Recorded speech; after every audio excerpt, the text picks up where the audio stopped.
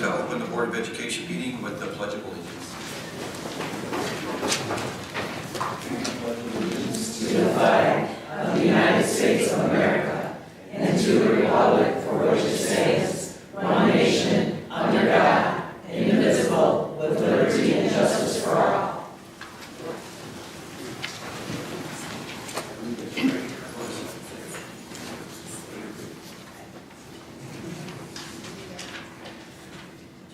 Secretary, Treasurer, please. Two.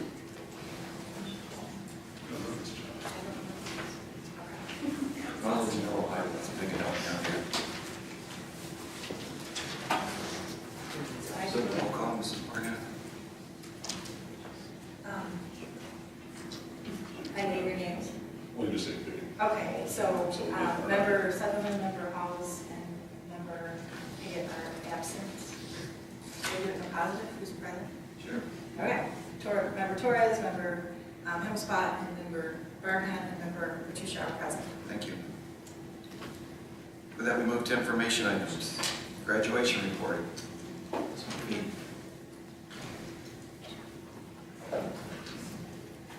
say? Oh, I'm sorry. I'm sorry. You gave me the look like I got this big red document.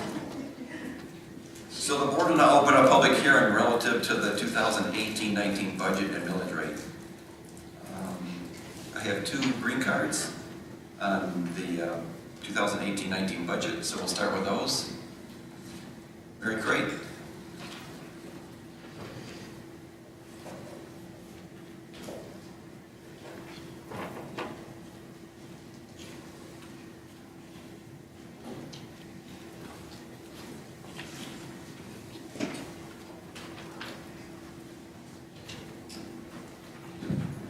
Probably could just use my teacher voice instead of the microphone. It would work just fine. Watch this. So I'm here tonight representing over 10,000 Waterford citizens and Waterford employees, because that would be every school district employee and every one of your students in Waterford. The way I look at it is my working conditions are their learning conditions. And as the new president, I want to negotiate a contract. I want to get this done. I want to work with Janet. You've been absolutely amazing this year. I just have, thank you from the bottom of my heart for everything you've done to help me through this. And I'm ready and willing to go to the table and get a contract. I can't do that unless this budget gets passed. If we don't pass this budget tonight, I can't do my magic at Summer Slam next month, because there won't be bus drivers to get the kids to Summer Slam. I won't be there teaching them. What about the free hot lunch and free breakfast? When I go into Summer Slam, we feed all the kids. There won't be food service workers there to feed the kids. We owe this to our community. We're not all going to agree on every part of the budget. I get that, because we don't agree on everything all the time. We've got to do this for our kids, and we've got to do this way. As the union president, I can take care of my people and my kids. So, thank you. Thank you. Next is Yvonne Dixon, please.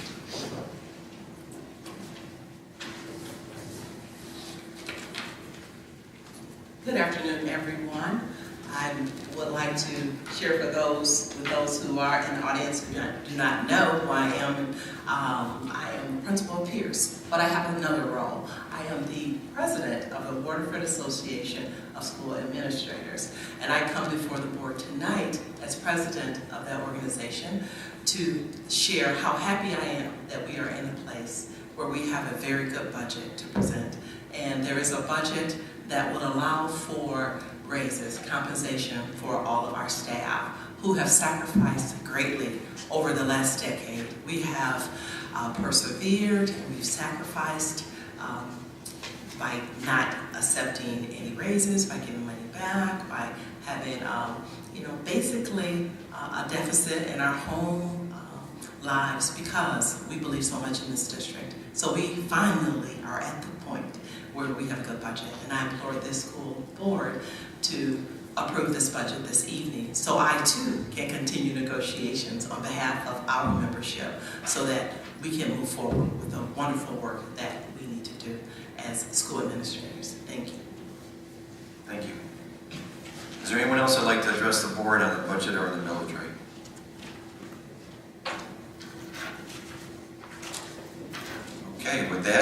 the public hearing is closed regarding the budget and millage rate, and we move to approve the agenda. Stand as presented. I have some motions. Or I have some questions too. If I have questions about the wording on the agenda, is that asked at this point? I guess. Okay. So just, if I can just, I just am wondering, I was actually asked by a community member that if we could make it clearer when it talks about action items and non-action items, having it line up with something that actually says action items. Because it says, like number 7 is audience comments on action items, and it's not clear what that is referring to. So isn't action items are information, or no, are new business? Yeah, I can get confused, right? Are action items new business? New business. Yes. Okay, so, I mean, could we just simply new business / action items? And then when and non-action items, they comment at the bottom of those, and that's actually information items. Right? Or just all those. I guess it just is confusing because when the audience gets to talk, it's, you know, the term, it says they get to comment on action items, and then it doesn't say action items anywhere else on the agenda to have them know what that means. New business is what we take action on. I know, but you know that, but it And just. you know that. It just comment, I don't know. But I'm just asking, could you just put a / just for clarity, right? We want to be as transparent and as clear, but I've had people say they wanted to comment and then they weren't sure what it was they were talking, what it was on, so I just wanted to ask about that. And I also wanted to ask about when our packets and our agendas are published on our website. What is our process for that? When does that happen? As soon as Megan gets to it. Well, we get them on Friday, but they're like, the packet today wasn't done until like this afternoon, at like 12:30 it went on. And I'm just wondering why they're not just put online on Friday when we get them. I just Well, would be because interested. in case there's any changes. Yeah, but you can put them on and then we can change them as needed and mark that it's changed. I just think it's a transparency issue. And then I was looking up to see if it was listed in our policies, and the notice policy is actually blank. It just says policy 0165 notice, and then there's nothing. And minutes is like that as well. So perhaps that's why we're not sure how to do it, because we don't actually have any rules. And then my last question just about the agenda is why, or is there a purpose or is there a reason why we couldn't list what the closed session is regarding? I know we can't be specific, but the topic on here so the public can know why we're going into closed session. Well, because it may be a discussion that the board doesn't want to take any action. It's just information, and it's protected in the closed session, that information. Well, I know, but the topic of, we're going into closed session for, it's the reasons to go into closed session are listed in our policies. So we can list one of the reasons why we're going in. I just think that would make, again, for transparency, it would make complete sense. With that, the agenda is approved. Nope, I have some motions I'd like to add to the agenda. I'd like to make a motion that we move to add regarding having further discussion regarding board members calling in to board meetings to vote on the agenda. I'd like to have further discussion on I that. would support that. So you want on tonight's agenda a discussion about allowing board members to call. Yes. Do you have anything prepared from what the rules allow us to do?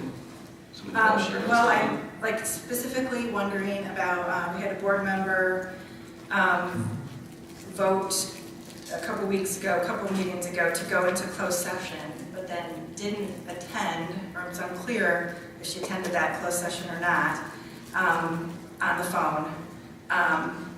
But then so let's just say she didn't go in, then she wasn't in the closed session. So only 3 members went in. So it wasn't actually an official meeting. And that's stated in the minutes. And then, And Mrs. but Hall then was not you there. came back out though of a non-official meeting and voted on, I think there's a question with regard to what the procedure is, Mr. President. If you could explain what procedure or protocol is followed when a board member calls into a meeting. I can say for myself as a board member, I was never informed of it, nor was I aware that a board member was going to call in either of the meetings that they called in on. So I think what we're looking for is just clarification. I think the burden is on you because it was you who followed the procedure and policy. We just want to make sure that it is clear and transparent so we're aware, not only ourselves, but the public as well. Okay, there's a motion to add an agenda discussion about calling in board members, board meetings. All those in favor? Opposed? Motion fails 2-2. okay, I'd also like to make a motion to discuss removing now, I suppose, since we've set a precedent, since we set a precedent of using cell phones for people to call in on, we actually have for many, since the whole time I've been on here, a verbiage on the top of our agenda that says cell phone use is prohibited during live broadcasts as it interferes with equipment. But the board itself violated that policy and had a board member on a cell phone for an entire meeting, two meetings. So either we have to allow people to use cell phones and bring them and have them in here, or this statement just doesn't make any sense on the top of our thing. So I would support that. So your motion is to put on the agenda to, have a discussion whether we should remove this, or we can't have a board member use a cell phone to call in because we're violating the thing that's on our policies. So simply a conversation Right. about what the procedure is Right. from here, seeing as though a precedent has been set with the use of cell phones in our board chamber. It does clearly state that the use of cell phones are prohibited, is what you're stating, correct? Mhm. and well, we haven't had cell phones in 26 years, but I've never had anyone be ordered to turn their phone off. But either way, my point is, we have a lot of these issues. I think these are items for a board governance session, which we have in the works. I think we should bring those topics to a board governance session, and let's work them out there. Mr. Petruccia? I have used a cell phone to call in, so again, it's not real. And again, this is a board meeting in the public, not a public meeting. If the public is disturbing our board member, our meeting is why we would not allow them to have phones.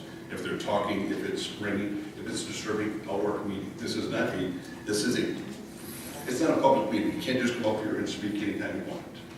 We have rules, regulations, in order of which we follow. This is a board meeting in the public. If we allow them to have cell phones, that would disturb my board meeting. So that, I believe, is what that would entail. It's our meeting, not the public. So, I can't only speak for Mrs. Halls, but I'm sure she would give anything to be here physically at board meetings. So she has a responsibility to this board. For 26 years, we've allowed people to call via multiple ways of phone into this board meeting, so there's nothing new for her. We're just giving her the opportunity to fulfill her role as she gets herself healthy. It's frustrating that we give her grief over calling in a meeting. I think you're missing the point, sir. Yes, absolutely. The point is, we need to clarify our rules. We're not saying that somebody can't call into a board meeting. It has been established that they are allowed to, apparently. What the question is can we clarify our rules so that we're actually following our rules? And also, I just want to state that, this is a meeting in the public, but it also is a public meeting. The public does have a right to come to these meetings, does have a right to speak. There is a procedure that we follow, but it is a public meeting. It is not, and it is a meeting in the public, but it is in fact a public meeting. It even says on here, on our agenda tonight, this is a public hearing. The public is invited to come and speak. It is their tax dollars that pays for this operations of our school district, for this township hall that we're utilizing tonight. They have to follow a procedure and a policy but it actually is a public hearing and a public meeting. All those in favor? Can I speak to? It does say that in our wording here, it says it's prohibited because it interferes with equipment. So if what you were saying is a different reason, but it says that we don't want cell phone use because of equipment, but apparently that's not true. So my point is we just need to have it be logical. And also I want to state that it just is beyond frustrating that trying to clarify procedure, trying to clarify how we operate is received with meaning that I'm not sensitive that Member Halls is ill. That is just absolutely not true. That has nothing to do with anything. I'm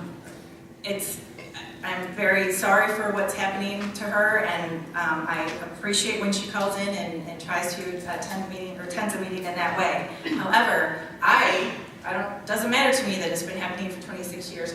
It hasn't happened since I've been on the board. I'm asking for a policy, a public discussion about what our procedure and processes are.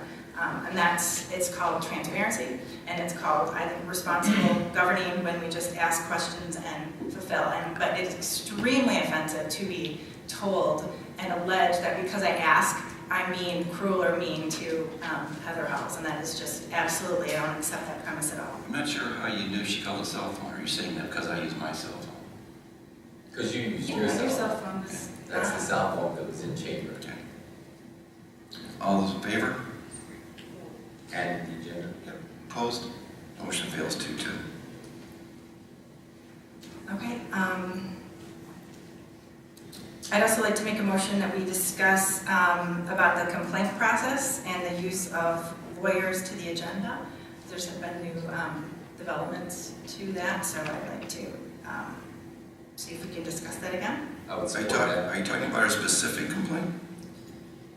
No, the complaint process and our use of lawyers to the agenda. I would support that. All those in favor? Opposed? Motion fails 2-2.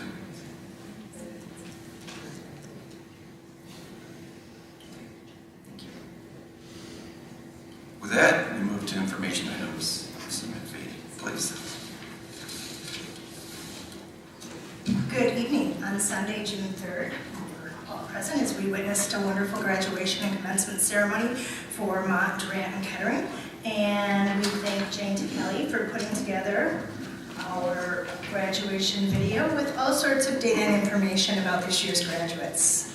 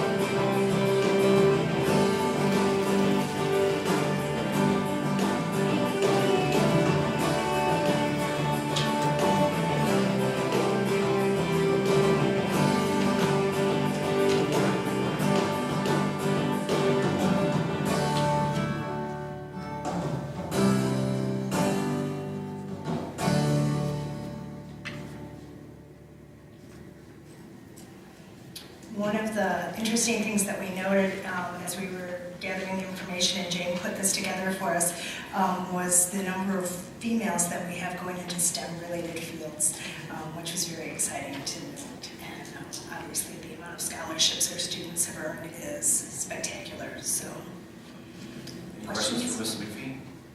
Just a comment. It was, the graduation is the culmination of the year's worth of work and being on the school board and, teachers and everybody who's involved in the district. There's a lot of work that goes into these kids and what's done. And when you see them graduate, it's just, a great feeling.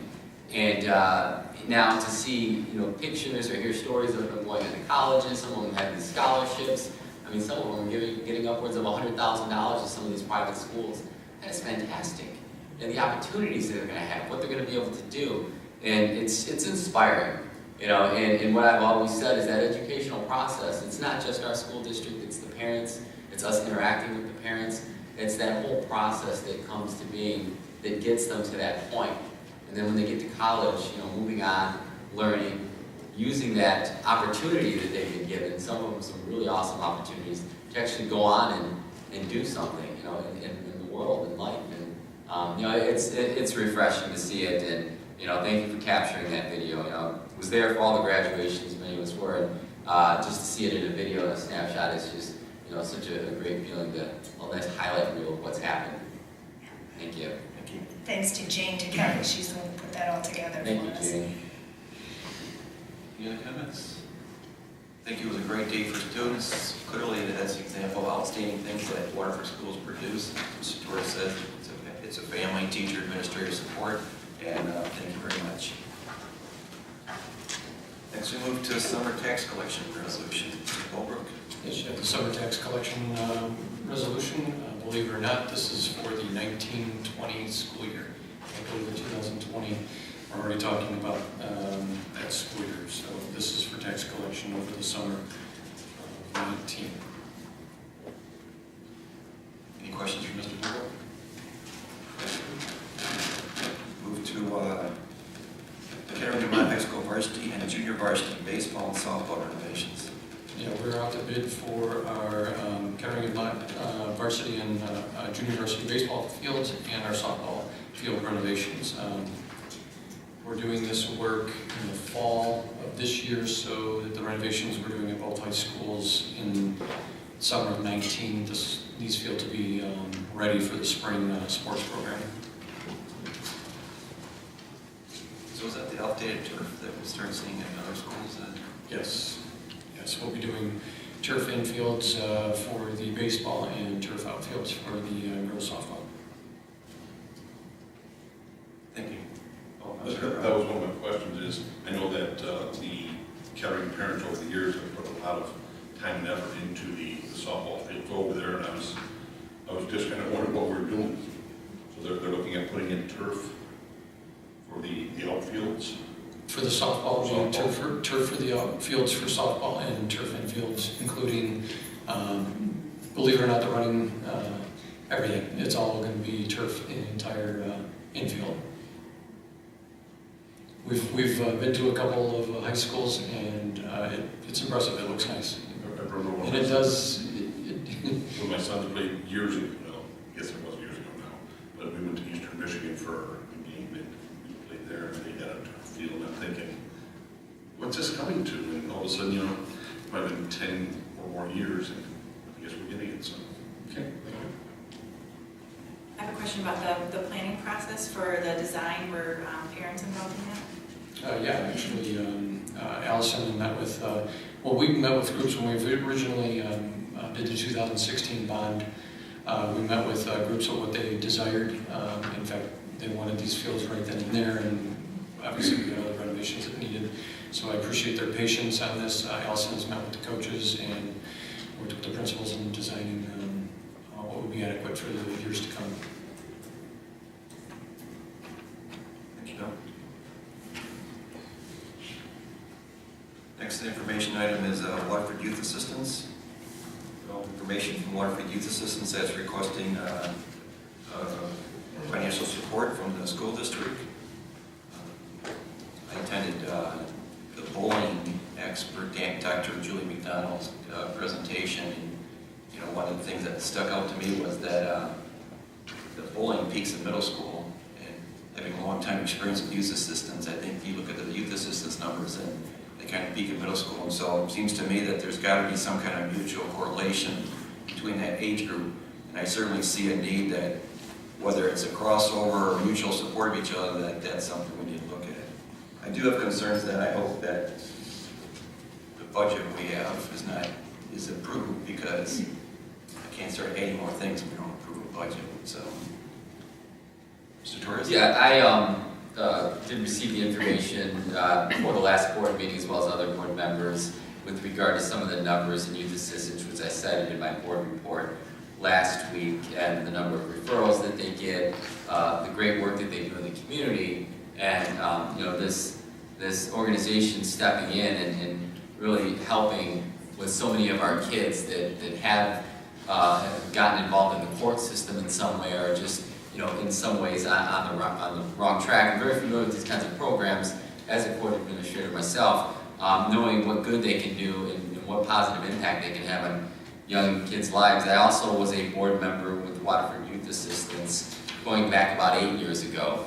So I was able to see more intimately the work that we do that here in Waterford with the Waterford Youth Assistance actually does.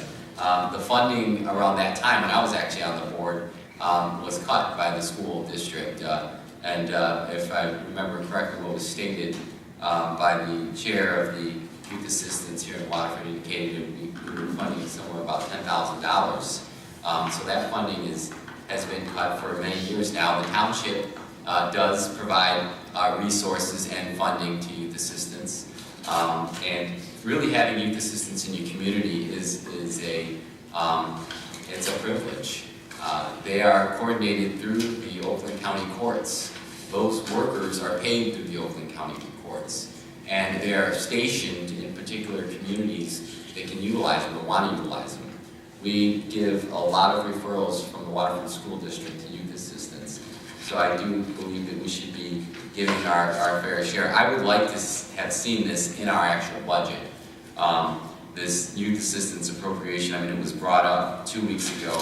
I would like to have seen it added to tonight's budget, because I do believe that it goes hand in hand with a lot of the social, emotional funding that I've been requesting going back at least to March, that I think that we need in this community. But I fully support some allotment of funds, and we could at least match what the township, Waterford Township gives to youth assistance. Since I'm sitting in their house, I'd encourage the township to match, because we do it in kind and now monetary. Maybe they should kick up their in kind. They do. They provide. They actually provide an office. So they actually give a bigger in-kind contribution than we do. Okay, so what is the number we're talking about? Because it just says request for financial support. What's our number? 7,500, I think. I didn't bring that with me. 7,500, yeah. Okay, and it's not in our budget for the one that we're about, for today? So this is an information item, so then we vote on it next? Correct. It's not in our So it's budget. not in our budget. It's not. As long as we don't make major changes to that budget, I think we can find $7,500. My concern is there's an earlier discussion from this board to make major changes to that budget. So. And again, I support the youth assistance as I do all of the programs that we have. It's just that I want to be very careful, because that was one of the things that we did cut to get to where we are today. Without that cut and $99 million of other stuff, I just don't want to see where we've cut, where everyone starts coming back to us and saying, well, this is very important, because a lot of it was. A lot of it is. So I have concerns that because it's looking a little bit better and we have a little bit of money, I'm just concerned. I'm very concerned that we are aware that it's not an unlimited supply that we have. And we have to be very careful, because again, we've cut some other very good programs, very good things that we've had. So it just, And we're aware of that. Right? I would say that this underscores the reason that we should, as a board, look more closely at the budget. I think we do very broad strokes. We have $7 million of unchecked spending that we cannot say as a board what it's for. I can't believe of a $100 million budget that it wasn't able to be put into this one, this budget. This is just, I just really do scratch my head at our lack of oversight on our budget. It's way too, I believe, way too far out. And if, so then, we're having a hard time with $7,500, yet we were $95,000 over in legal fees, and no one caught it until I asked questions about it. And, it just, the pendulum swinging is astounding to me, that it's troubling to do youth assistance, yet we have $7 million that doesn't get run by the board when it should, per policy, and then we have trouble with this. I support youth assistance 100%. I think we should use it as a principle. I think we should absolutely be doing it. And to be able to do things like this that are very, very useful, you have to go through your budget. I believe the board we should be going through the budget a lot more closely and looking at things where we're making decisions. Because when you're getting down to this kind of level, it's about priorities and choices. And several meetings ago, I talked about our percentage of how much we spend on teachers versus administration, and it was way out of whack with other districts where we spent significantly less on teachers and more on administration. And with $7 million of unchecked spending, and custodians getting hired, Keith gets to do it without anyone knowing, just mentions it to us, and as an administrator, those kinds of things are what's scary. Those kinds of things are what bother me tremendously, because it's about what we value, and if we value youth assistance, then we're going to make room for it by looking at line by item of our budget and look at it together, and we have not done that as a board. So I get a little frustrated because I think I heard you say that you're frustrated that I'm just bringing this now. It's the first meeting, could I be put on the first agenda of our next meeting? We have 2 board members, just like everyone else in the township, who sit on committees, and I'm not blaming anyone, but it just came to us. And now I put it on the agenda, and you feel like I should have put it on the agenda long before this. Sure. If we would have done the budget process as I had hoped we would have, as I requested when and people didn't come to it, where we would have started talking about the budget and with full veracity in February, this would have come up. This Craig comes to every meeting, like it would have been here. We could have talked about these things. We could have looked at things.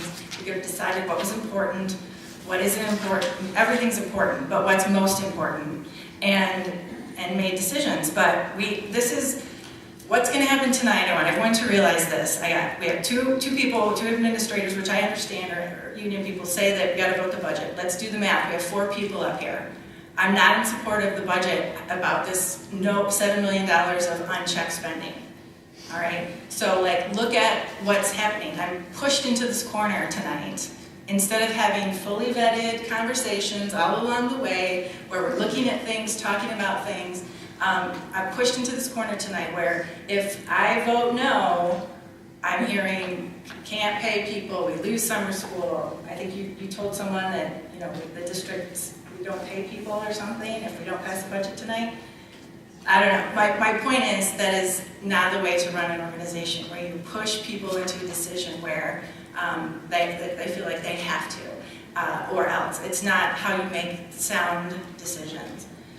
We have had more meetings on this budget than any budget in 26 years. I agree, they don't think it's enough, including meetings you had that I didn't attend, but there was more meetings. I asked the administration if they had any questions or comments or emails from board members since the last board meeting about this budget.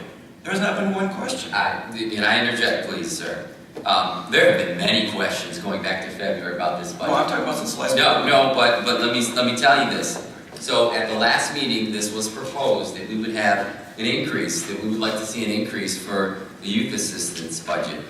You know, it was proposed by me. I stated in my board report very appropriately that I would like to see an increase for the budget, and I believe you said you would too. We have asked for several things in this budget. And maybe this is a bigger conversation for when we actually talk about the budget, but I've asked for smaller class sizes. I've asked for hiring more teachers. I've asked for better pay for teachers, for bus drivers, for teachers' aides, more funding for social emotional programming. This falls in line with that social emotional program. I would ask, and maybe this should be when we actually talk about the budget, you know, I'm willing to compromise. And if we can provide some social emotional programming, which I see through youth assistance, to this year's budget, I think that would be a huge, you know, a huge benefit for us as a district.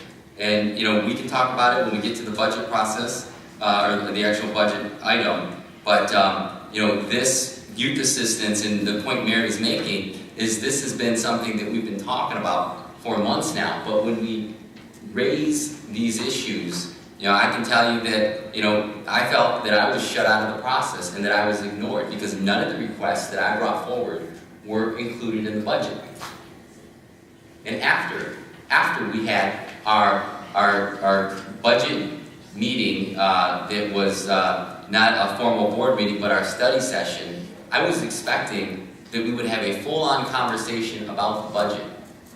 That was about a week and a half, I believe it was the Thursday after, it was a week after we had had a full-on discussion and a study session, and it was not on the agenda.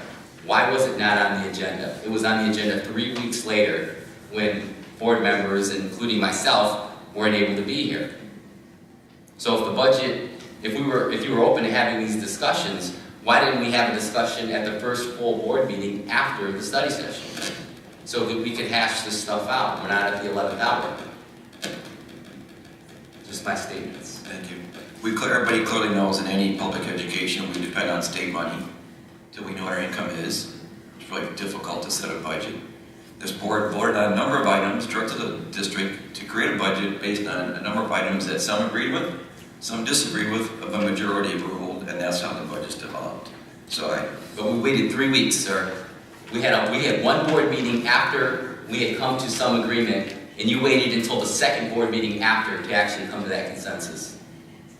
That's right, and I set up more budget meetings than at any time in this district.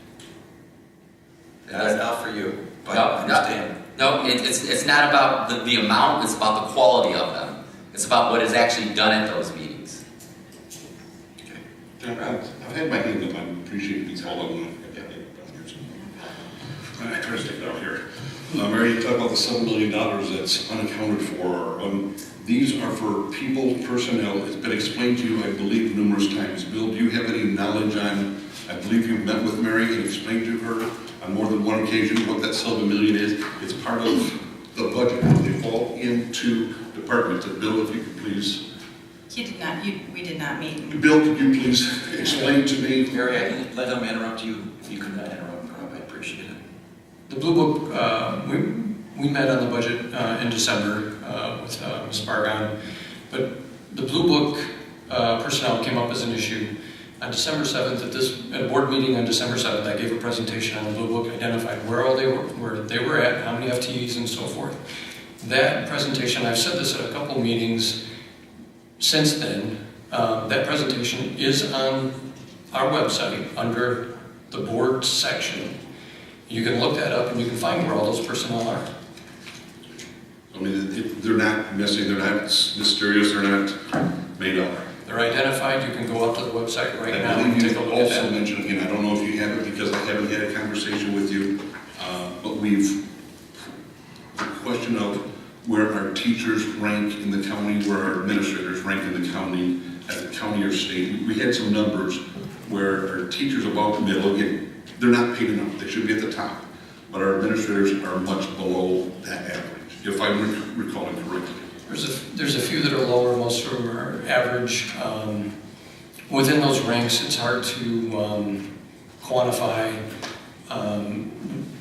Districts in Oakland County have have what's called hold harmless if you're in a district like West Bloomfield or Birmingham or Bloomfield Hills. That was all part of the Proposal A process. And because of that, they have far more money than we do. We probably average a little more than $9,000 a student with all federal funds, categoricals, and our state aid. Those districts run around $14,000 a student. So we're competing against those districts with limited resources and funds. So when you can take 100% of the excess between the 9,000 and the 14,000, you can apply it right to teachers, of course that's going to skew a statistic with a district like us. Thank you.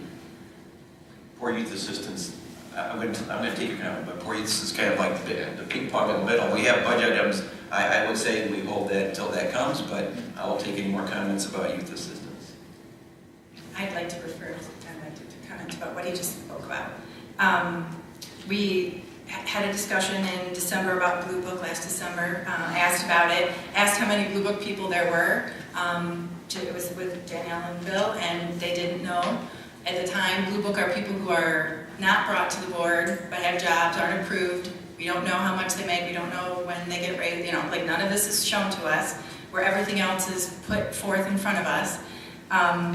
And Blue Book, it's this crazy thing that was started off of not coming to the board. I asked why it happened, how many people were on it. Didn't know at the time. I'm thinking at the time 2, 3, 4 people. Like I'm thinking it's just little, and there's like 70 some people. And it took me to request and look after this information. I was absolutely shocked to find out that it's total of $7 million of spending that doesn't come across the board for approval. And then we might, we do all the other things are approved. $1,500 in bond spending is approved, but not $7 million. I don't know. I've been told it's past practice, right? We've all been told that, but that doesn't matter. If it's in our policy to follow, to have it come to the board, which it is, it's policy 4111. Look it up, it's on our board website. I have the wording here tonight if anyone wants to look at it. It absolutely says that the board needs to approve any support staff, any MEA member, whether you're in a union or not, every person. For some reason, the majority of the board has allowed it to go on. I'm saying it needs to stop. And to not have it come forward, your only conclusion is that why not? Like, what is going on? It bothers me that Dr. Wonder, or the superintendent, said that he hired a custodian into a supervisory position, and none of us knew it as a board. And if he hadn't mentioned it to me at Panera, I never would have known that it even happened. I'm just run youth assistance. No, I'm discussing this. He brought this up. So my point is, this is very valid. To trivialize it like it's no big deal, it's just $7 million. It's like, it just doesn't even make any sense to me. So fix it and bring these people in front of us. Let us look who they are. Let us approve it like we do. It'll probably get approved. I think Bob Piggott had said that. It'll probably get approved. But then the light is on it. We know where this money is. We know where it's getting spent. It bothers me a great deal that a whole position can be created and money and raises given, and then we're struggling to find $7,500 for youth assistance. I see the dichotomy there. Like, there's this secret way of working. Well, it is to me because I don't know it. Because you don't know it doesn't make no sense. All right. I'm ready to move on. So anyway, to say that I guess to say that Blue Book is no big deal is not true. Go, you need. Sorry, I want to just clarify some things, and then you guys can move on to whatever you need. Number one, I never said it was no big deal. Number two, for clarity, you look to me to say I need to fix it. The board needs to fix it. That's a board decision, not my decision. Number three, Danielle and I met with you for about an hour. We could have met the whole afternoon if you wanted to. There's 10,000 account numbers. You said that we didn't know as if we don't know. We didn't bring the data with us to that meeting because we didn't know what you were going to ask. In 1 hour, over 10,000 account numbers, we can't identify everything that you may ask and bring it in there and just say it right then and there. It's not that we didn't know, we just didn't have the data with us depending on what your question could have been something totally different at that meeting. So no, we knew, we put this PowerPoint together so that we could, once we gathered all the data, all the right account numbers and so forth. So I just wanted to make that clarification. I was talking about youth assistants. I apologize to youth assistants that they got caught. There's plenty of time to argue about the budget later on. So with that, we move to audience comments on any action items. Is there anyone left to address the board on any action item?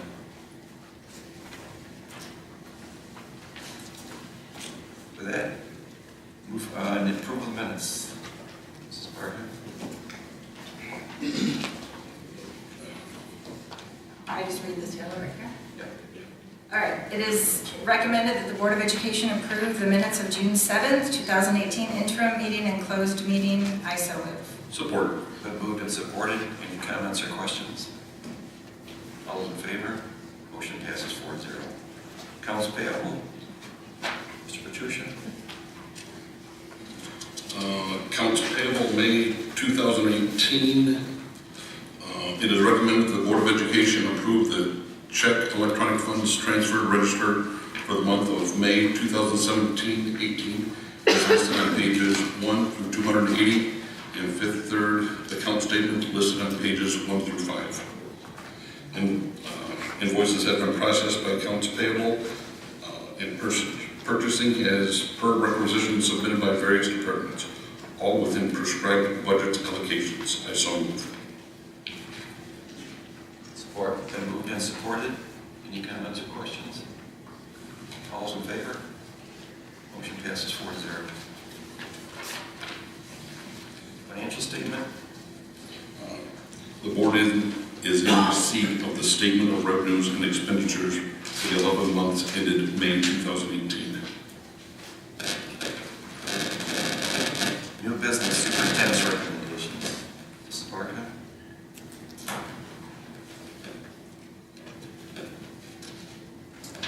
Superintendent recommendation 109-17-18, retirements, resignations, leave of absence, expirations. It is recommended that the Board of Education accept the retirement presented. I so move. Support. Been moved and supported. Any comments or questions? All those in favor? Opposed? Motion passes 4-0.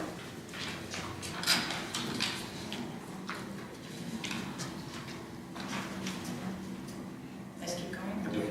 Okay. Superintendent's recommendation 110-17-18, teaching contract changes appointments. It is recommended that the Board of Education approve the teaching contract changes and appointments for the 2018-19 school year as presented. I so move. Support. It's been moved and supported. Any comments or questions? Mrs. McLeod, the next agenda, we're reducing teaching personnel, and this one we're adding. Could you explain why we're hiring 4 people here? All 4 of these individuals are ancillary staff under student support services, special ed, social workers, AST teachers. So anyone on our ALIF list doesn't have qualifications to fill these positions? No, sir. Any other questions? Those in favor? Opposed? Motion passes 4-0. Superintendent's recommendation 111-17-18, Mott High School French field trip to Paris in the, I don't speak French, Loire Valley. It is recommended that the Board of Education approve the proposed Mott High School French class field trip to Paris in the Loire Valley in July 11th through 19th, 2019. Approval would be rescinded if the area to be visited is issued a travel warning. I so move. Support. Been moved and supported. Any comments or questions? All those in favor? Opposed? Motion passes 4-0.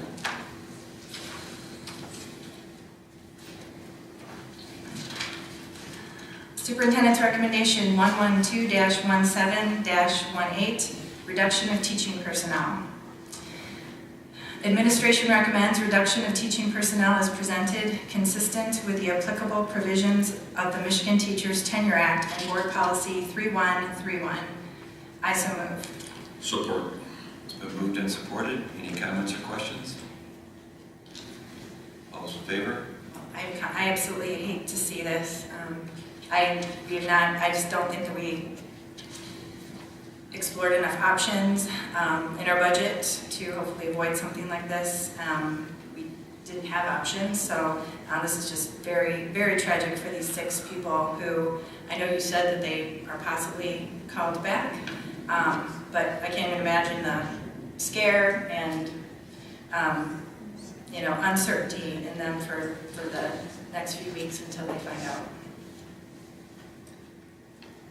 I totally agree that it's very difficult to reduce teaching staff. I know, having been to multiple lists, that are painful, but if we don't take this pain now, it compounds itself, and for the risk of protecting the entire district, we need to reduce 6 teaching positions, not to reduce those teaching positions, risk even greater cuts next year. Well, like I said, we could have done it in different areas though. All those in favor? Opposed?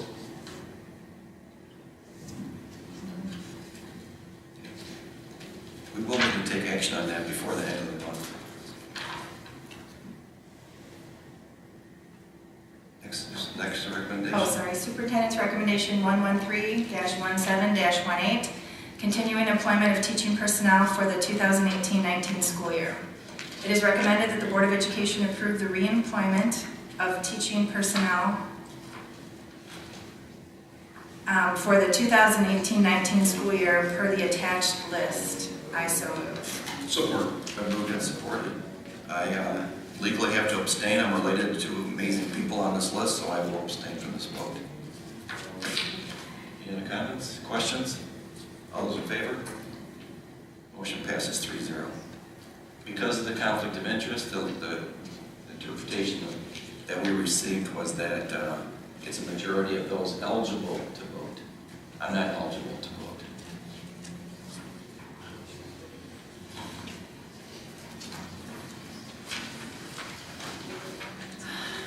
All right, Superintendent's Recommendation 114-17-18, continuing employment of administrative personnel. It is recommended that the Board of Education approve the reemployment of the administrative personnel on a non-administrative tenure basis for a period of 2 years, July 1st, 2018 through June 30th, 2020, subject to appropriate written notice of termination prior to June 30th, 2018, due to conditions requiring probation, layoff, reassignment, and/or personnel reduction and termination. I so move. Support. It's been moved and supported. Any comments or questions? I just want to add, I appreciate the administrators. This board gave you a standing ovation about academic growth. Budget's in great shape, and our buildings are continuing to look great, so all those in favor? Well, I've covered it. Sure. Okay. I remember last year I talked about it, and I remember being an administrator talking about it with fellow principals, how it doesn't seem appropriate at all that this group contains principals and their bosses. No other group has that, where you're in a group with your boss. Teachers have their separate group, bus drivers have their separate group, then they have their bosses. But the principals are mixed in with central office. I believe that's by design, because then, again, you're kind of put in a corner where if you don't support principals, then, or if you support principals but aren't satisfied with central office, you're put in a corner and you have to vote for the whole thing. As a principal, I found it ridiculous that I'm in a meeting and a person that I could be upset with is in my same group. So how is that going to work? If it's my boss and I'm not happy with that, who do you go to for help when you're in that situation? I know for a fact that when I went to Howell, it was an absolutely different system. It wasn't a full union, but the central office was not in the principal group. it doesn't make any sense that it is, but I believe long ago when it was designed, it was a purpose to make it so it was all lumped in together and everyone had to have a vote, so I just, that makes me wary. I'm not going to vote to see this go forward because I don't think that we had appropriate discussion about central office and what we could have done with reductions there. Well, I think regardless of what this board thinks on its own, they are a recognized bargaining group. They have decided who can be in their group, who is not eligible to be in their group. I don't really have a say unless they approach us and say we want to change our group. So to split that group, to me, would be like looking around. Like the teachers saying, we want everybody to vote on but the math teachers. Let's pull the math teachers out separately. And so I understand your concern, but I don't think this board has any authority to decide that once we've recognized them as a bargaining unit, we can determine who's in their bargaining unit. Just giving my opinion. And I understand you're going to vote no on it, and I apologize to administrators, and fortunately this is a second year contract, the second year of employment agreement, and I will make sure it gets on the board when we have a full board sometime in oncoming months. All those in favor? Opposed? Motion does not pass. Recommendation 115-17-18 relative to summer tax collection fees. It is recommended that the Board of Education approve the 2018-19 summer tax collection fees as presented. I so move. Support. Been moved and supported. Any comments or questions? All those in favor? Opposed? Motion passes 4-0. Recommendation 116-17-18 relative to 2018-19 school meal prices. It is recommended that the Board of Education establish the school meal prices as presented for the 2018-19 school year. Prices remain the same as the 2017-18 school year. I so move. Support. It's been moved and supported. Any comments or questions? All those in favor? Opposed? Motion passes 4-0. Recommendation 117-17-18 relative to 2018-19 millage rates. It is recommended that the Board of Education certify the tax levy to the Charter Township of Waterford, Independence, White Lake, West Bloomfield, and the City of Lake Angeles for the 2018-19 school district tax collection as presented. General operating, non-homestead, 18 mills, debt retirement on all property, 7 mills. Total tax levy non-homestead, 25 mills. The total levy 100% is to be made in July of 2018. I so move. Support. Been moved and supported. Any comments or questions? All those in favor? Opposed? Motion passes 7-0. Superintendent's recommendation 118-17-18, resolution for adoption by the Board of Education of the Waterford School District original budget. Resolution. That this resolution shall be the general appropriations Waterford School District for fiscal year 2018-19. A resolution to make appropriations and to provide for the expenditures of the appropriations and to provide for the dispositions of all incomes received by the Waterford School District. The property tax rate will be 18 mills on non-homestead property. The proceeds will be used to pay general fund operating expenses. Be it further resolved that $98,040,631 is hereby appropriated in the general fund. Be it further resolved that $8,839,122 is hereby appropriated in the school service fund. Be it further resolved that $6,385,212 is hereby appropriated in the Special Education Center Program Fund. Be it further resolved that $16,322,888 is hereby appropriated in the Debt Retirement Fund. The appropriations details of this information items are available to the public upon request.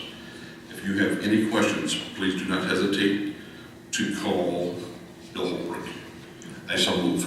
That first one on there, I just had to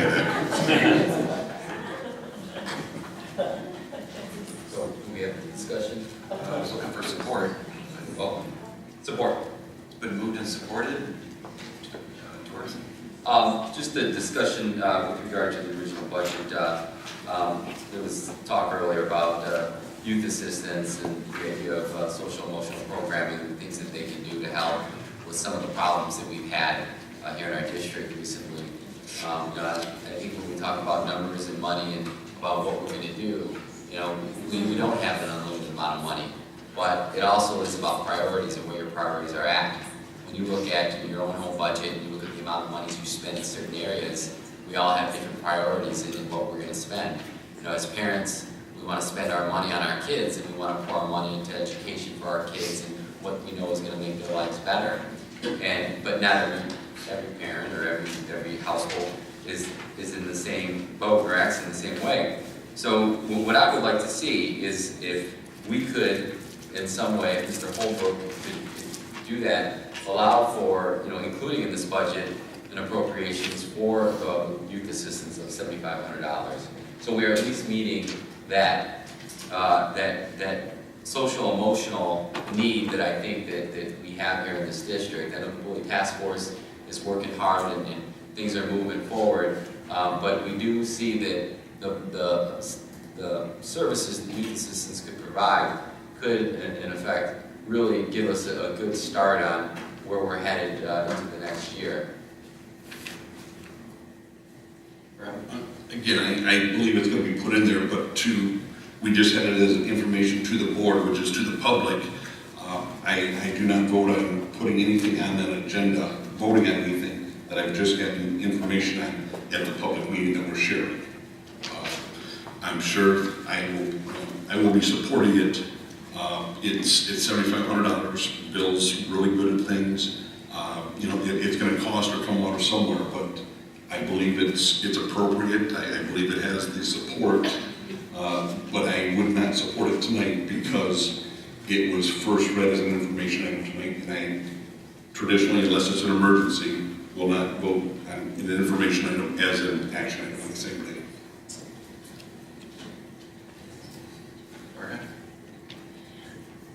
A thought that's going through my head, and help me if I'm wrong with this, is that the plan is, because it's an information item, is to pass a budget and then very next meeting pass something that we're going to go over budget on. Like I don't know why this wasn't, our planning for this budget was, as you know, I felt forced, and we did not explore options and options of what we could do, different structures of how we could operate our district. We didn't do any of that. And so now we're here at the 11th hour and at the situations. And again, Mary, I understand you feels the 11th hour because we did not get into what you want to cut, what you feel is important. But as the majority of the board, we felt that we've made cuts. We have things going along fairly well. Again, the first time in 18 years, Jen, that we haven't had to cut something. Cut out and youth assistance. All the different programs, the wages, people, teachers, athletics, things that we could not do, that we've eliminated, $100 million worth of things that are gone. And again, so you could review these because you don't know. I could explain to you, but I can't understand it for you. I can, there's only so much we can do. Again, we've gone over the budget. I've been over it. We've gone back and forth. It's gotten very heated. Mr. Torres is still upset that it was heated, but that's what I do. I tell people what I believe. You do it appropriate though, sir. In an appropriate manner, you do it. I have no problem with John Paul, can I? Okay. It's when You do it in an appropriate manner, sir. I felt it was appropriate, John Paul. Foul language is appropriate. Okay, I'm not When you don't sure. understand Okay. sometimes, you don't hear. He's not hearing. Please. Explain it louder. But that's all I have to say. It's very important. We've gotten here because we've done a lot of hard work. Things haven't always gone the way I wanted to. Mary, John, anyone else. There's things that we would all like. But again, it's not rainbows and unicorns. This is real life. There's things we have to have, and there's things that we would like to have. And again, I believe this matches what I can live with in the district. It isn't everything I'd like. There are things I would like more of, but this is a budget.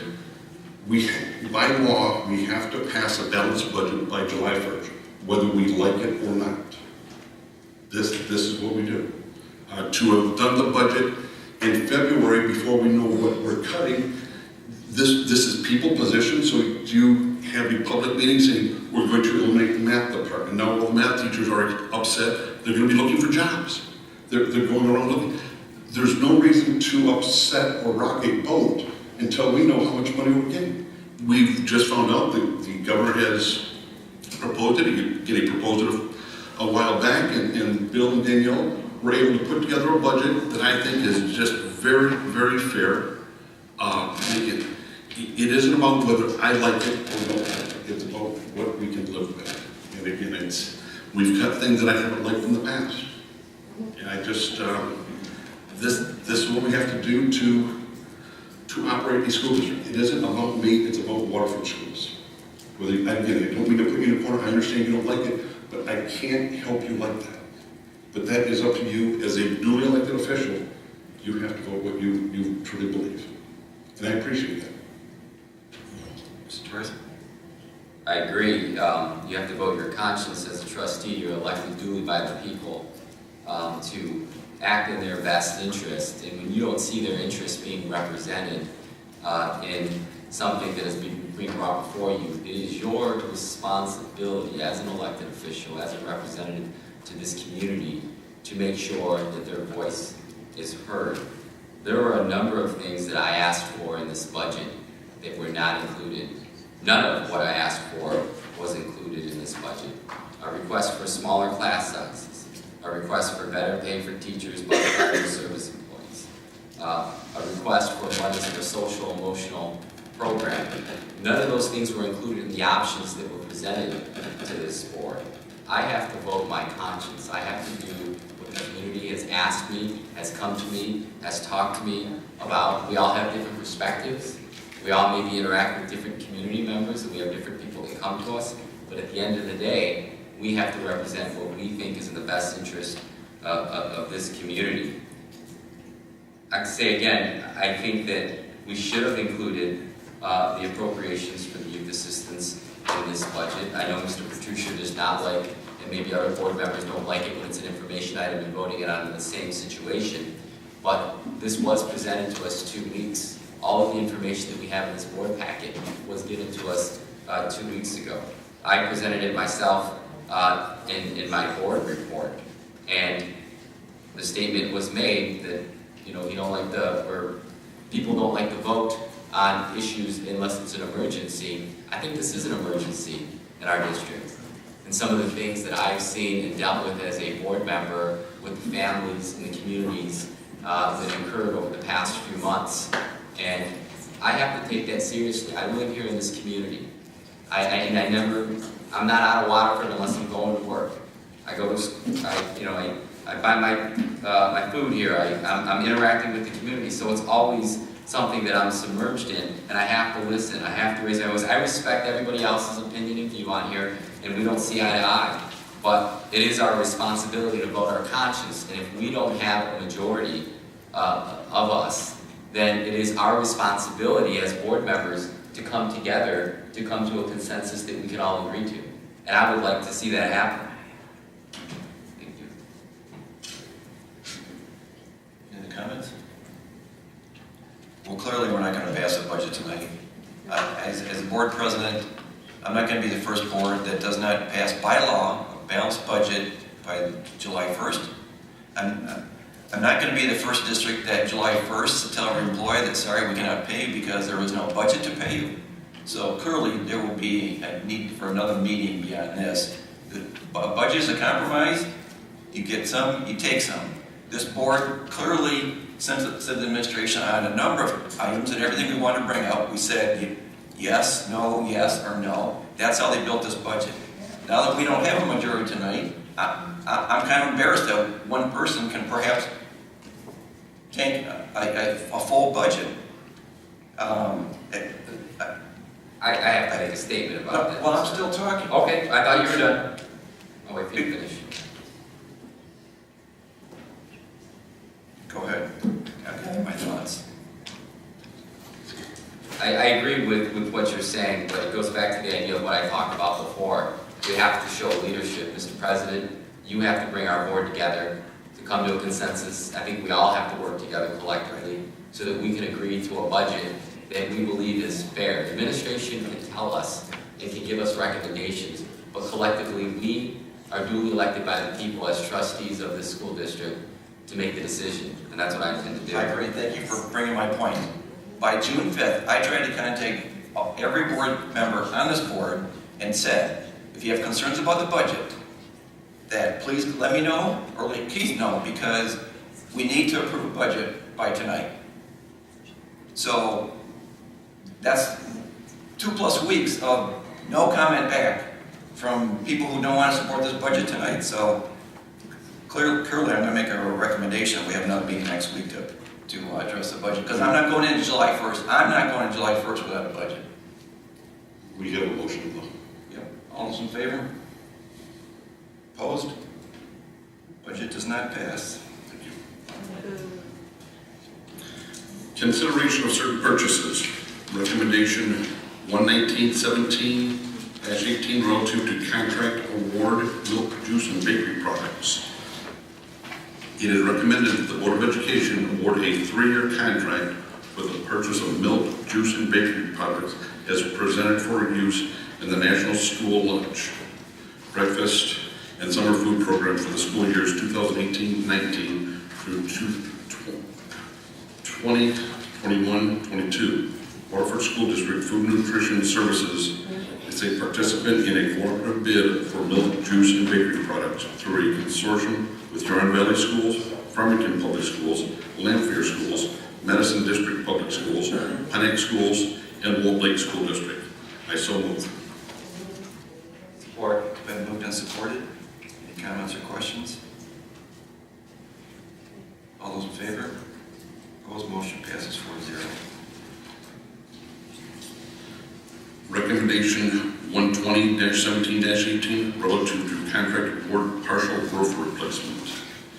It is recommended that the Board of Education award a contract award for partial roof replacement at Hatland Elementary and Houghton Elementary to Newton Crane Roofing.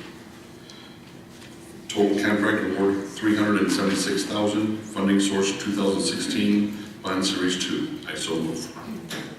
Support. It's been moved and supported. Any comments or questions? All those in favor? Opposed? Motion passes 4-0.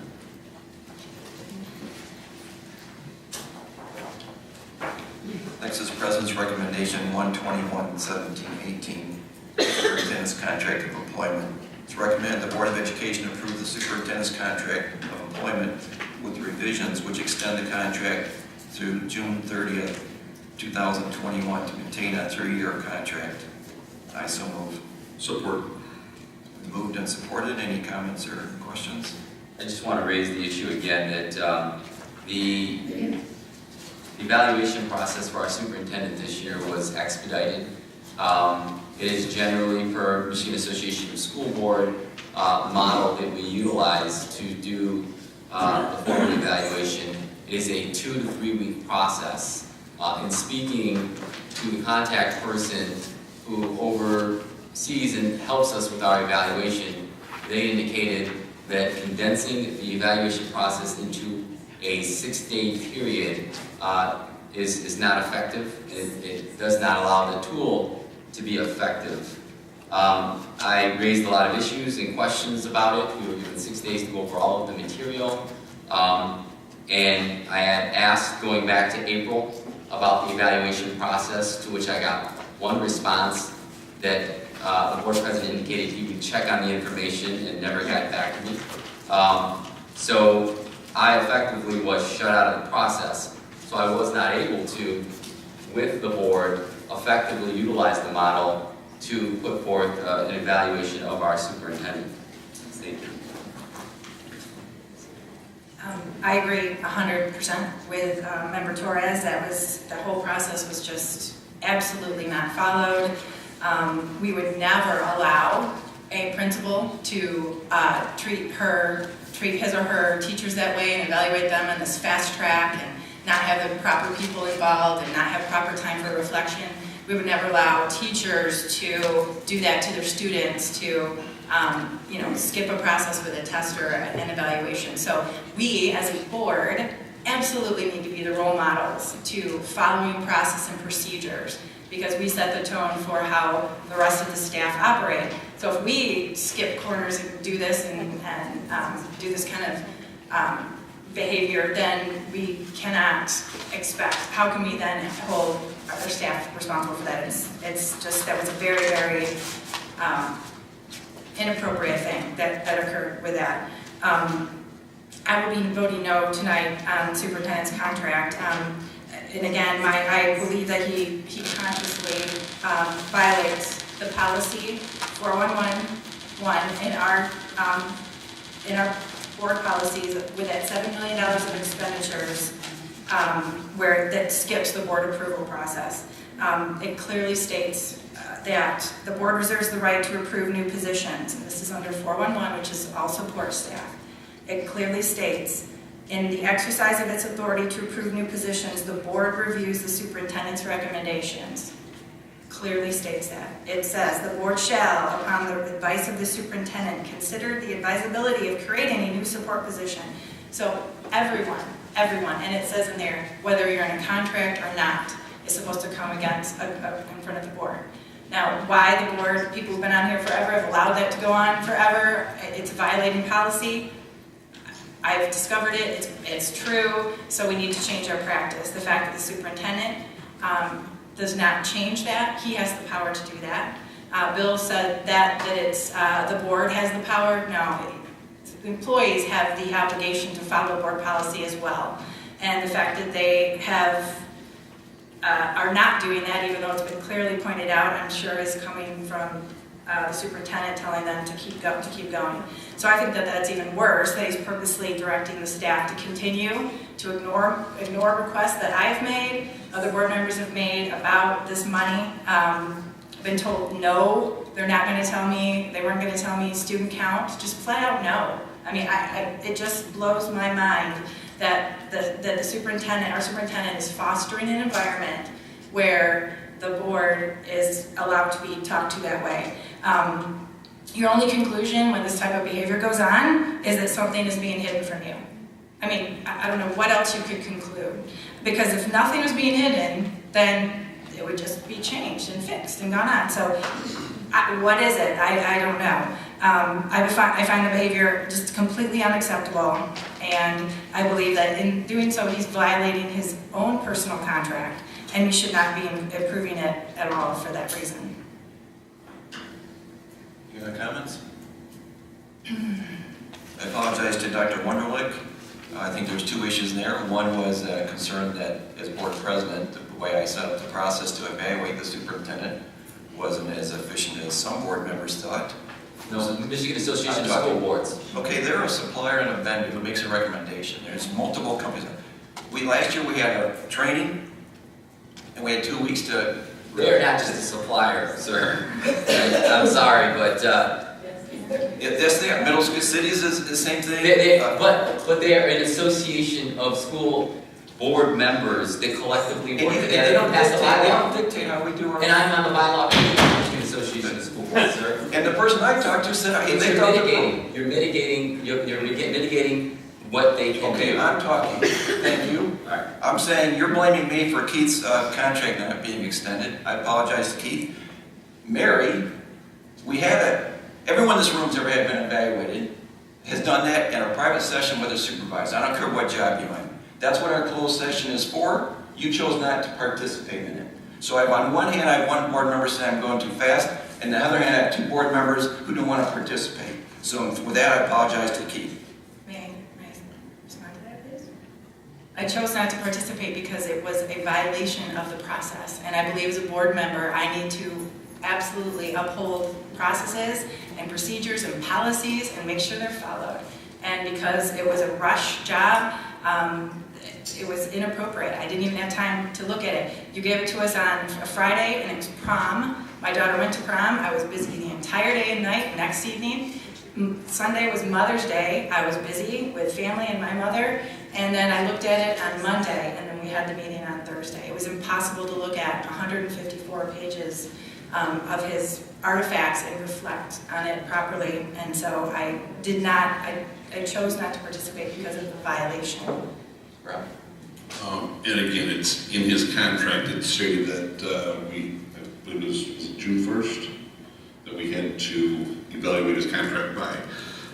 As a board member, it's our responsibility to know, we have, our biggest responsibility is firing the superintendent. So I would think that would be a contract that we'd be aware of and have some knowledge of. I meet with them once every month or two.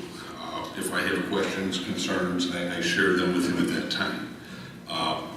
If I felt I would be railroaded, kind of like trying to, nothing against youth assistant, but it's okay to put that on an agenda and then vote on it, because that's not rushing it.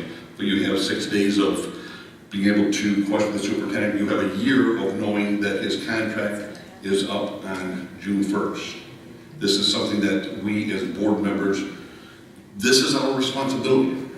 To pass it off onto President Himmelsbach, I'm happy to do because he's president. But it is our responsibility as board members. This is another, we're duly elected. We have to take responsibilities. Again, I think he does an absolutely wonderful job. He's my, I believe, 5th superintendent. And I like him. I think he's taken us in wonderful places. We're improving at rates never seen before. This doesn't happen with a knucklehead in charge. I think he's doing a great job. He has a great sense of humor. He's a good person. I feel very, very fortunate to have him. As a board, our expectation of superintendent does not make me happy. I'm one board member. We have one of our incredibly high academic achievement. We have a budget that's in the best shape we have, and we have facilities that continue to be upgraded. I'm not sure how you put a man in charge of that and say, I don't care about your academic growth, and I don't care if your budget in great shape. The fact that you don't get along well with me individually as a board member, I apologize to the rest of the community, because my role is to represent them, is to put a person in charge who will do academic growth and produce a budget. And I think he's done that. So I can be clear, my issue is not necessarily with the superintendent, it's with the process of evaluating him. We did not follow the proper guidelines for the tool with the Michigan Association of School Boards, though it is true. We know that the superintendent's contract does have to be renewed come June 1st. That deadline can be extended. And I was under the impression that that was in fact the case, because it is not fair for us to evaluate the superintendent. This is my third superintendent evaluation since I've been a board member, to properly evaluate him without allowing him to have the opportunity to provide us the information that we need so that we can see if he's hitting the marks of the tool. I take the process very seriously every year. It takes me several hours to go through all of the material because, like Mr. Petruccia said, it is our most important responsibility, one of our most important responsibilities of doing it. We had 6 days, and it wasn't fair to our superintendent, it wasn't fair to our community, and it wasn't a fair use of the MASB approved tool. I wanted to give the superintendent every opportunity to provide me the information so I could adequately go through it and give a proper evaluation. I was not given that opportunity. I was given 6 days to go through all of that material. That was not fair to him. We have also always had the opportunity to sit in a closed session meeting with the superintendent and go over any questions that we had. That was done the same night that the actual vote occurred. And we were not made aware of any of that information until 6 days, the Friday, at the end of the day on Friday, before the Thursday, our evaluations were due. So for that reason, that's what my issue is not necessarily with the superintendent, it's with the process that we used to evaluate him was not effective. All those in favor? Opposed? Motion does not get approved. Next, we move to audience comments on non-action items. Is there anyone in the room that would like to address the board? Can you just go to that microphone right there, please? And let us know who you are.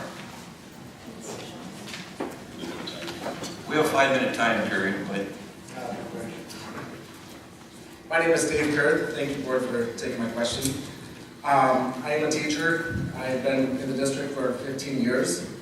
And forgive me if I'm asking this at the wrong time, but I noticed that there's recommendation for 6 layoffs as of right now, but nowhere have I seen any reference to the 2 teachers that it's my understanding there are 2 teachers that are partially laid off, or reduced to 0.5. And I was curious where the board stands on that, or if that is still, I haven't seen it anywhere in the minutes or in the agenda. so we don't entertain questions.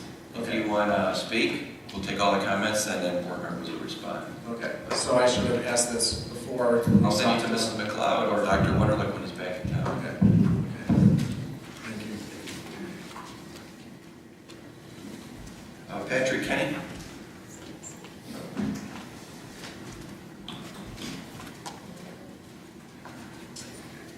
Good evening, Patrick Kenny, 3671 Bill Drive. Thank you, board, for your service, first of all. This is kind of off topic, but as a resident near Grayson Elementary, there's a tremendous amount of traffic on Dill Drive, and it's deplorable condition. And I regularly go, I realize it's not, the road is Oakland County Road Commission jurisdiction, and I go to them on a regular basis and complain about the condition of the road, but I was wondering if I could ask if the school board were to support something where like a safety issue with students and the road condition. I don't have any weight with the road commission, but excuse me, maybe if the school board could request some improvements to the road, it would be greatly appreciated. Thank you. Lisa Kane.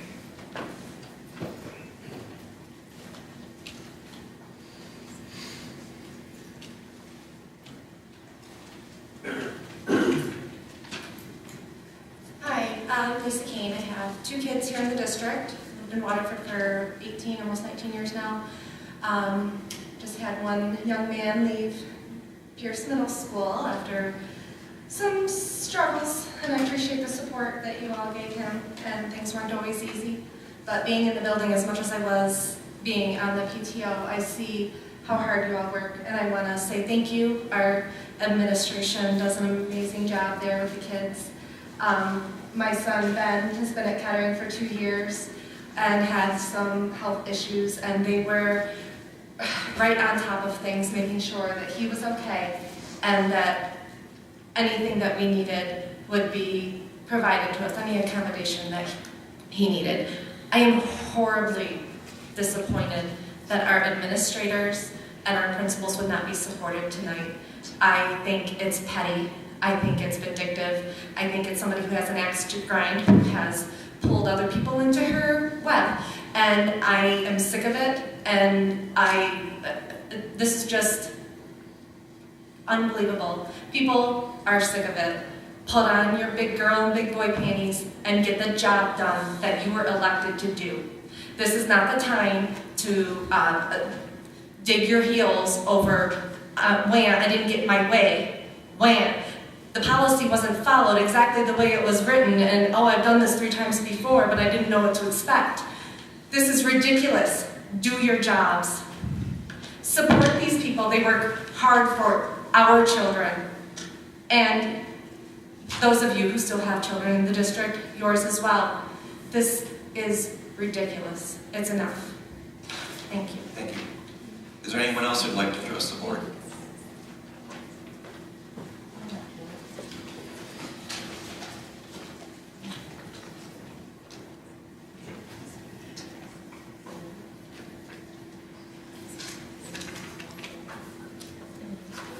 I'd like to to say ditto.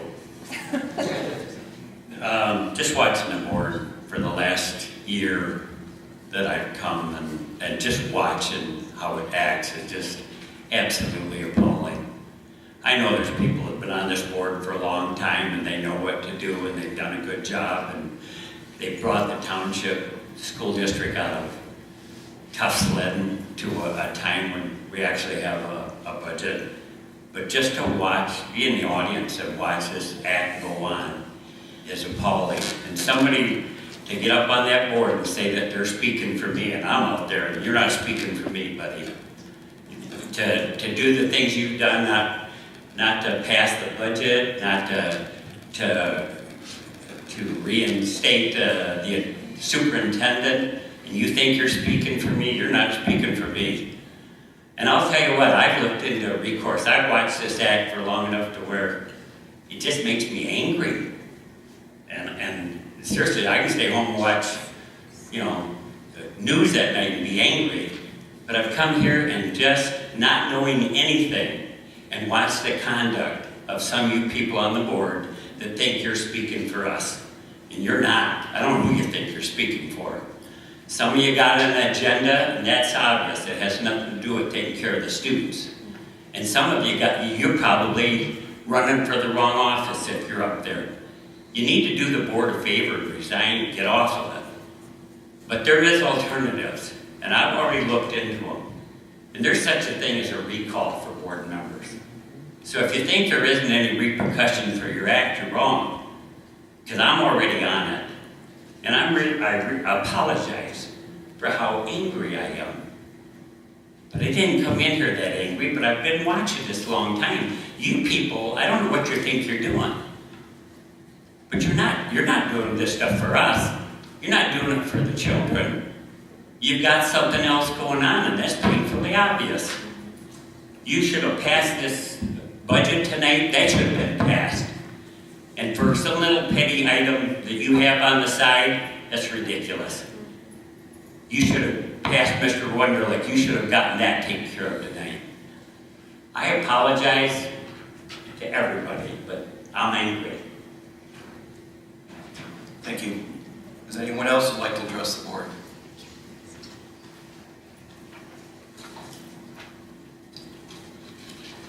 With that, we move to discussion items, future items. We would take action on summer tax collection resolution, action on designation of newspaper published official board notice, action to appoint legal counsel, action to designate to represent the board in election, action for authorization to represent the board in property matters, action school district legal reference notes, action school district memberships, action depository of funds. And one future item we need is we need a meeting next week to approve a budget. I'm recommending that we meet on Tuesday, June 26th at 6 p.m. Looking for support on that. Support. So That's next Tuesday? it's not a vote, it's just it only takes 2 board members to schedule a meeting. So I look forward to everyone being there on June 26th. So I just would like to make a statement if I may. when you get to board reports, you can make a comment. It's not an action item. Where? At Prairie. 6 o'clock, Prairie? Thank you. Okay, Board of Education reports. Rob? Had a busy week, but Tuesday, the Waterford Foundation golf outing, it was good to see a lot of our staff out there helping out, running into some of them on the golf course. But I had fun golfing. The honorees, Margie and Don are just wonderful people. I just can't say enough about them. Great people. Tuesday night, I had a Parks and Rec meeting. I didn't want to go to it, but it's my job. But our Parks and Rec director, Allison, had mentioned that she had seen that there was 38 students from Waterford that had gotten scholarships. So she took it upon herself to look it up. And out of those 38, 30 of them went through the Parks and Rec program. They were on up here, that's where they get their start. So it's sometimes there's a little bit of township gets schools get the township. We're all one community. We have to make all them things work, and without them Parks and Rec programs, do these kids get an early start and get these scholarships? It's a great program. I had a couple other things, but I didn't write them down, so I can't remember, but had a good, at the last meeting, I was thinking about leaving early because my son was, or my daughter-in-law was due for a child, and they didn't have it for a few more days. But yeah, I'm now a grandfather of a little baby boy, so. Congratulations.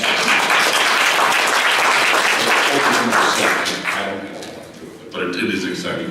Who lives here in Waterford that will be attending Waterford schools, so we're doing our part. Board reports? Well, I believe that all of our discussion tonight was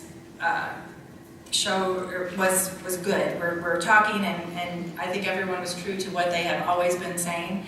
I know that on Tuesday the majority will be there and budget will pass, and that's the way it is. But the way I always believe, or I believe that I've been acting and asking the same questions the entire time, and I believe that I do believe that this June 21st, and oh my gosh, if we don't pass it, the sky's going to fall. All the discussion is waiting until it's right beforehand. You can't make decisions.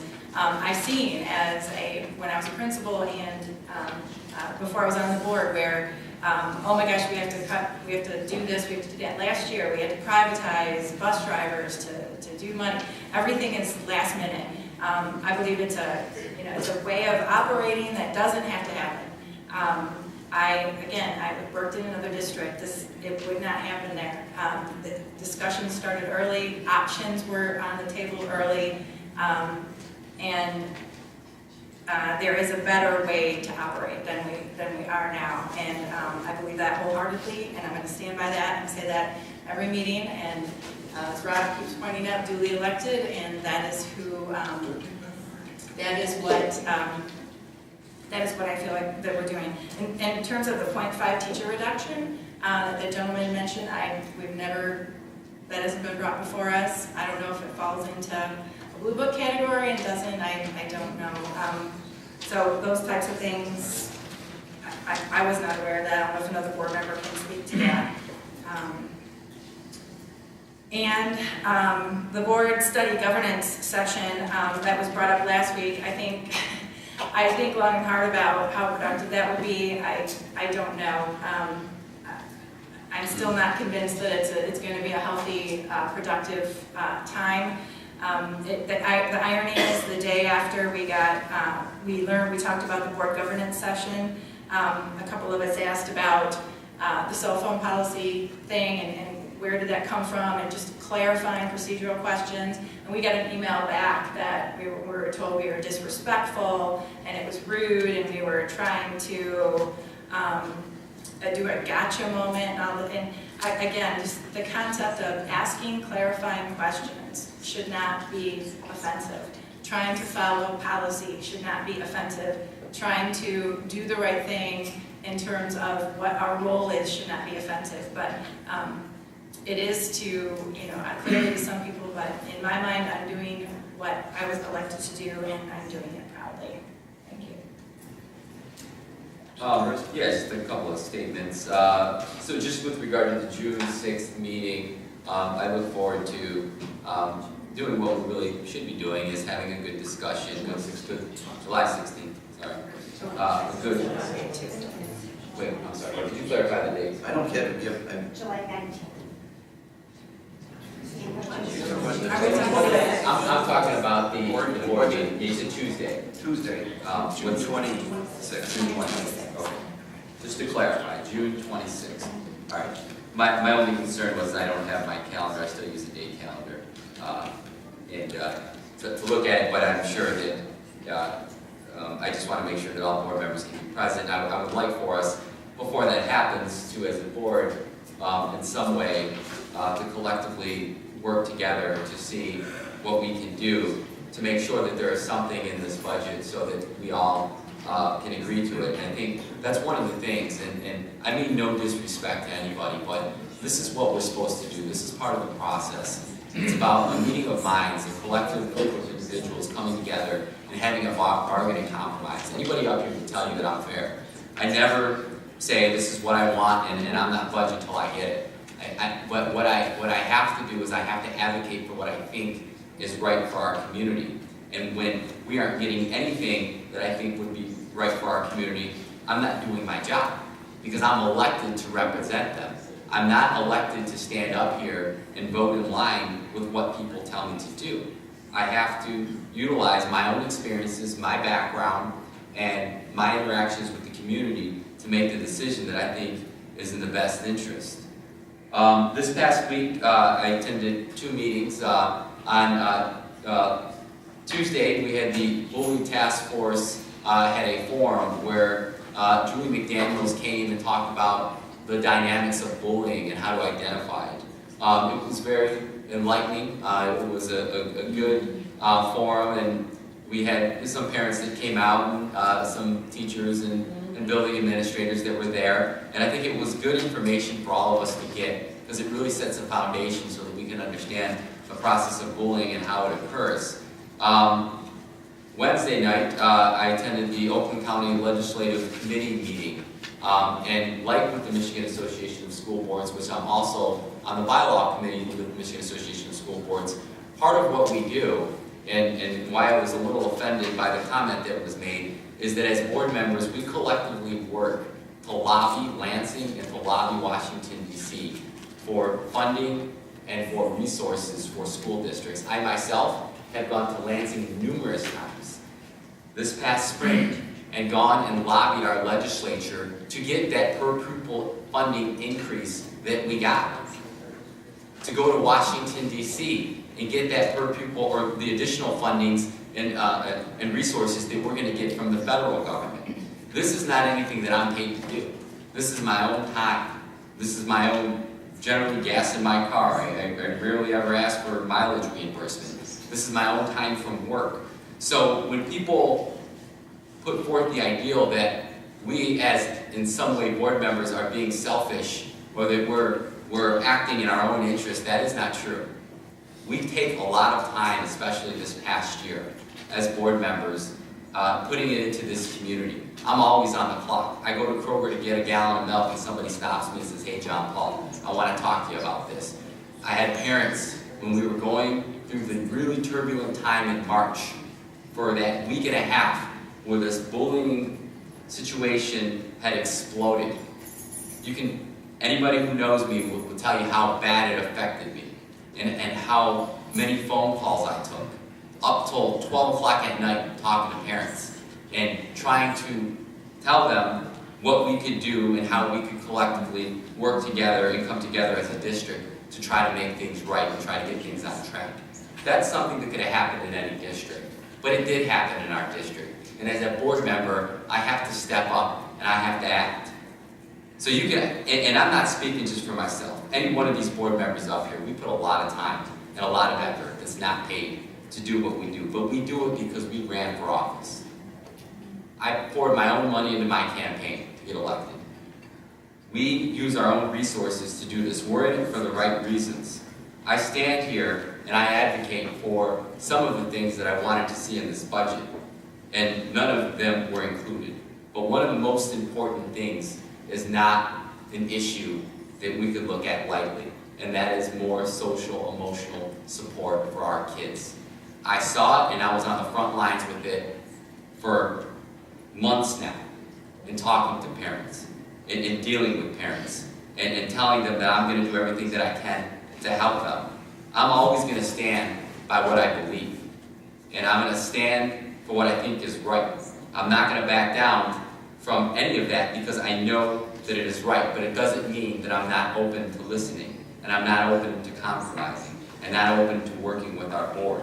I would love for our board to collectively work together as a group, but that collective group mentality of us working together has to be amongst us all.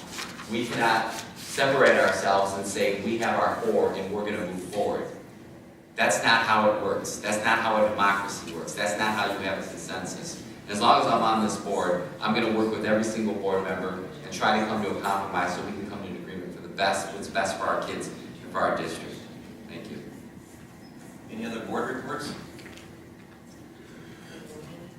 I'm going to end on a positive note. First of all, the gentleman who talked about the half reduction, Janet will get with Dr. Wunderlich and make sure we get that information on what that concern is about. I think the gentleman about Dill Road left, but since I've been on the board, I don't want to say it anymore. But this board strongly advocates safety at Dill Road and Walton. It's been an issue on multiple reasons, and certainly the board supports everything the district's trying to do to make it safer. My last point of frustration is I think clearly we need a board governance. I thought we all agreed we would do one. I couldn't get 7 responses to pick a date. But I have a date. I hope it works for all 7 because we all need to be there. July 16th, Michigan Associated School Board has sent us Marlene Davis, who we've had experience with on our superintendent search. And it will be, it's right now at 6 o'clock unless we think we might want to start early because it's about 4 hours. I want Megan, she's going on vacation in about an hour or so. Accolades to Robert Trusha, awarded 20 years of service from the Oakland County School Board Association.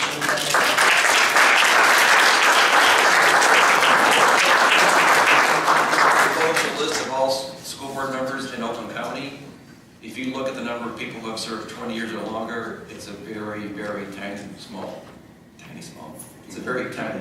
I was there last night to get my little thing, and there was some guy that got 24 years. Again, you got at 12 years, you get a nice little apple thing that's made out of marble or something. At 16, you get a little wooden plaque. At 20, you get a piece of paper. they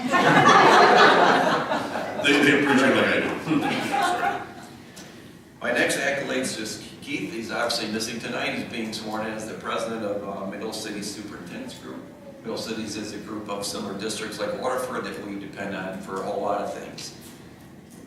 Budget, transportation, certainly the superintendent's group, and he's elected as the role of the president for that organization. So congratulations to him.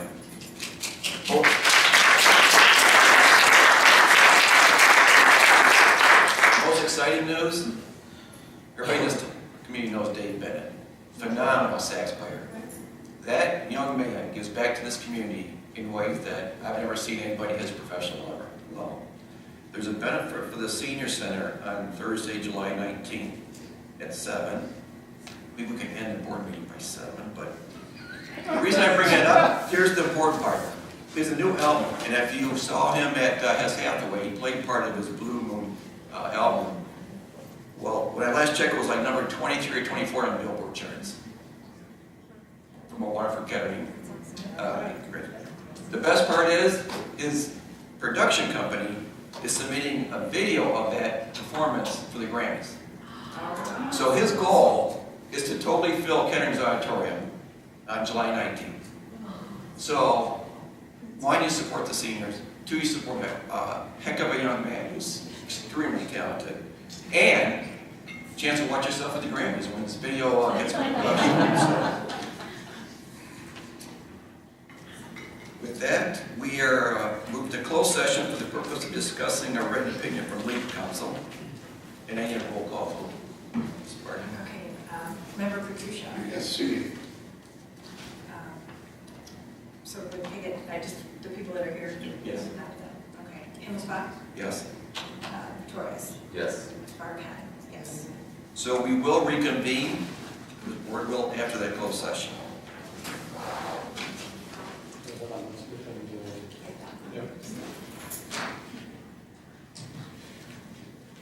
First, we are reconvening and adding 2 items. Superintendent's recommendation 121, 1718, sale of surplus property known as the Lotus Lake property, and 122, 1718, sale of surplus property known as the Bird property. Mr. Patricia, 121. Resolution 121-17-18, resolution authorizing the sale of surplus real property. Whereas the school district has offered for sale certain surplus real property situated in the township of Waterford, Oakland County, Michigan, being in 8.16 Gilbert minus acres, Sid Wells 13-05-326-004 and 13-05-401-001 Harper Drive, Lotus Lake property. Whereas the school district has received an offer to purchase the premises from Winsong West Builders for a purchase price of $200,000 with an earnest money deposit of $25,000 and the offer. The superintendent of schools or his designee is hereby authorized to execute the finalized offer to purchase real estate and any or all documents necessary and incidental to the sale of said premises on behalf of the school district. I so move. Support. It's been moved and supported. Any comments, questions? It's a heck of a deal. I wish I had this pockets full. Looking forward to seeing homes there. Yes. All those in favor? Opposed, motion passes 4-0. Recommendation 122-17-18, resolution authorizing sale of surplus real property. Whereas the school district has offered for sale certain surplus real property situated in the township of Waterford, Oakland County, Michigan, being in, I believe it's 10.19 acre parcel, give or take, Sid Wells number 13-35-126-01, 13-35-159-001, and 13-35-159-002, 581 South Langdon, the former Burt property. Whereas the school district had received an offer to purchase the premise from Townsend Homes for a purchase price of $260,000 with an earnest money deposit of $25,000 for the offer. The superintendent of school district or his designee is hereby authorized to execute the finalized offer to purchase the real estate and any and all documents necessary and incidentals to the sale of said premises on behalf of the school district. I so move. Support. Moved and supported. Any comments or questions? Again, it would be, it's good to see these are homes. This is, they're back in the tax rolls. I'm looking forward. I don't know if people are, good luck with it. It's a nice piece of property. It's a great neighborhood. There's a lot of amenities over there. It's going to make people nice homes. I look forward to people being happy living here in Waterford. As well, I just want to reiterate that I'm really looking forward to people building homes there and families coming in, kids in our schools, part of the community. It's a nice way to end the meeting. I think, as for speaking for myself, this is what I was on the board to do. Part of one of the bonuses was being able to provide that community development piece, and this really is. And it's a win-win for us both, the school district, selling the property, getting kids, and for our community because the families can come here too as well. Waterford. All those in favor? Opposed, motion passes 4-0.